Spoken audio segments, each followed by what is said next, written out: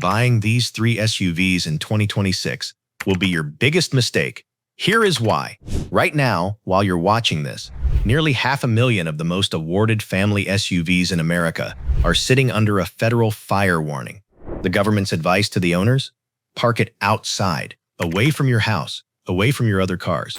And here's the part that really gets me. This is the second time. The first fix didn't take. Now, believe it or not, that's only the number 2 story in this video. Number 1 is a big, beautiful American SUV whose engine can just quit on the highway at 70 miles an hour, even after the recall repair. So before you sign anything at a dealership this year, give me the next few minutes. It might save you $10,000, maybe a lot more. Now, I want to be clear about something. I'm not here to trash anybody's favorite brand. Every SUV in this video is loved, awarded, recommended by the big magazines, advertised everywhere. And that's exactly the problem. When everybody says a vehicle is great, nobody double checks it. So everything I'm about to share comes straight from federal safety records, recall documents, court filings, and thousands of real owner reports. Not my opinion, they're paperwork. And real quick, before we start, if you believe reliability matters more than luxury, hit the like button. Because that's exactly what this ranking is about. SUVs that actually make sense long-term. All right, let's get into it.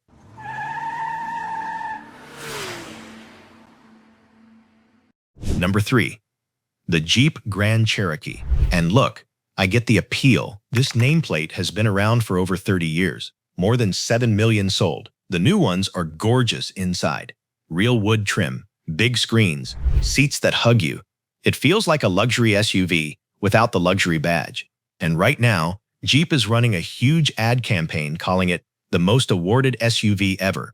They've got talking animals praising it, cute stuff. Here's what those ads don't mention. While that campaign was rolling out, Consumer Reports ranked Jeep dead last of the 31 brands they scored. The most awarded SUV ever from the bottom of the list. Sit with that for a second. And it gets worse with the plug-in hybrid, the one they call the 4xe. On paper, it sounds smart. Save gas, get a tax break, feel good. In the real world, around 320,000 of these plug-in Jeeps got recalled because the battery can short out and catch fire, parked, charging, or driving down the road. Owners were told 2 things: don't charge it, and don't park it near your house. Imagine paying 60 grand for a vehicle you can't plug in and can't put in your own garage. And those recall letters only started going out this past December. That's not the only one. There's another recall because debris inside the engine can cause it to fail or start a fire under the hood. And another one, covering about 92,000 of them, for software that can cut the power while you're driving. When they announced that recall, the fix wasn't even ready yet. Now the money side. One owner reported paying $62,000 for his 4xe. 4 years later, worth about $23,000. And on Kelley Blue Book's review pages, close to 4 out of 10 owners report serious trouble: dead batteries, wiring failures, glitchy screens. To be fair, the regular V6 models aren't part of that fire recall, and plenty of owners love theirs. But when the whole brand sits at the bottom of the reliability rankings, you're not buying a vehicle, you're buying a lottery ticket. And if you're looking at a used 4xe because the price seems like a steal, friend, that discount exists for a reason. Number 2, and honestly, this one hurts because I like this SUV, the Kia Telluride. Since 2020, this thing has won everything but the Super Bowl. Car and Driver put it on their 10 best list 6 years in a row. Kelley Blue Book named it a best buy year after year. Kia calls it the most awarded SUV in their history. It looks like a Range Rover, costs like a Kia, it's easy to climb into, easy to see out of. If you asked 10 people for a family SUV recommendation over the last 5 years, most of them said Telluride. So here's the news, and I mean news. This broke just days ago. In July 2026, Kia recalled over 462,000 Tellurides, model years 2020 through 2024, because a seat motor can overheat and catch fire, parked or driving. The official guidance, again, park it outside, away from buildings and other cars. So far, 7 seat fires and 11 melted motors. And here's the kicker. This is the second recall for the same problem. It was recalled in 2024, and some of those repairs were done wrong, which can also cause the fire. Oh, and if you own one right now, you can't even book the new fix yet. Letters don't start going out until mid-August. It doesn't stop there. Back in 2024, Kia recalled 427,000 Tellurides because they could roll away while sitting in park, a drive shaft that wasn't put together right. And for most vehicles, the fix wasn't a new part. It was a software update that automatically sets the parking brake. The faulty part, in most cases, stayed right where it was. Now, let me be straight with you, because facts matter here. The V6 engine in these is genuinely solid. This is not an engine story. It's a pattern story, safety recalls, and fixes that didn't stick. So you might be thinking, fine, I'll just buy the brand new redesigned 2027. Hold on, that new Telluride drops the proven V6 for a brand new turbo 4-cylinder and a brand new hybrid. And Consumer Reports' own testing chief says the smartest thing a buyer can do is skip a redesigned vehicle's first year. That's when the problems always show up. The new Telluride is year one, engine one, everything one. Buy the used one without checking recalls, and you inherit the mess.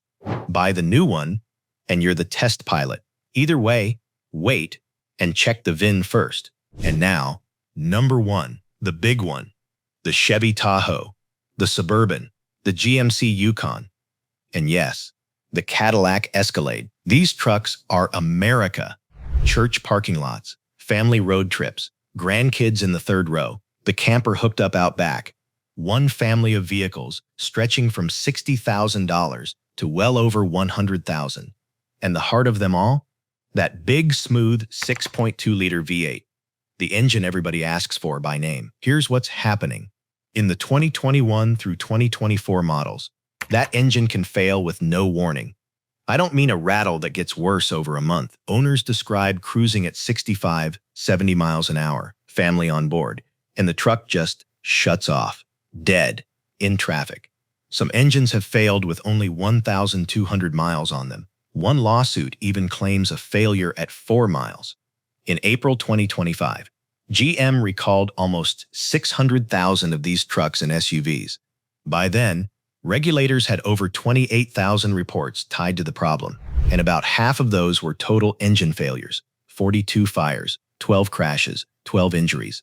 The cause? Bad parts inside the engine, crankshafts and connecting rods that never should have left the factory. Now here's the part that made owners furious, the fix. Your dealer inspects the engine. If it flags a certain trouble code, you get a brand new engine, free. But if it doesn't, they drain your oil, pour in a thicker oil, hand you a new oil cap, and send you home. That's it. Thicker oil for an engine that was built wrong. And owners say those oil changes cost more now, and the gas mileage got worse. And it gets heavier. In January 2026, the government opened a brand new investigation, not into the engine this time, but into the fix itself after dozens of engines failed after the recall repair was done. On top of that, 286,000 older trucks from 2019 to 2021 are under a separate investigation, and 11 lawsuits have been rolled into one giant federal case.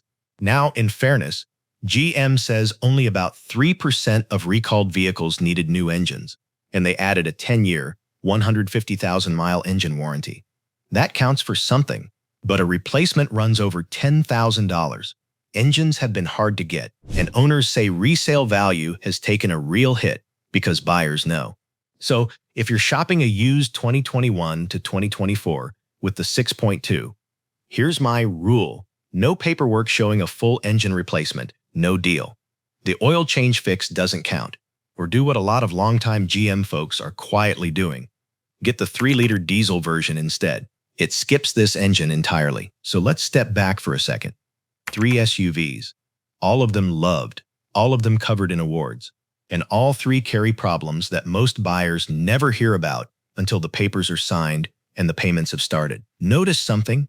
Every single one has a fix that either isn't ready, didn't stick, or is being questioned by the government itself.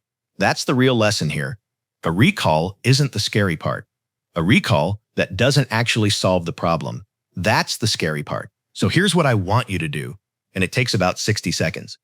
Go to nhtsa.gov. That's the government safety site. Type in your license plate or your VIN number. It's completely free, and it shows every open recall on your vehicle. Do it before you buy anything this year. Honestly, do it tonight on the vehicle sitting in your driveway. Look, I don't make these videos to scare you. I make them because you've worked too hard to hand your savings to a dealership for somebody else's mistake. The salesman gets a commission. The magazine got its ad money. You're the only one in that building whose money is actually on the line. So somebody should be sitting on your side of the table. That's what this channel is for. If this helped you today, do me one favor. Hit subscribe and tap the bell, because I dig through the recalls, the lawsuits, and the owner reports every week so you don't have to. And if you own one of these three, or you dodged one, tell me your story in the comments. Good or bad. Your 2 sentences down there might save somebody else's $10,000. Thanks for spending this time with me. Drive safe, look out for each other, and I'll see you in the next one. Thanks.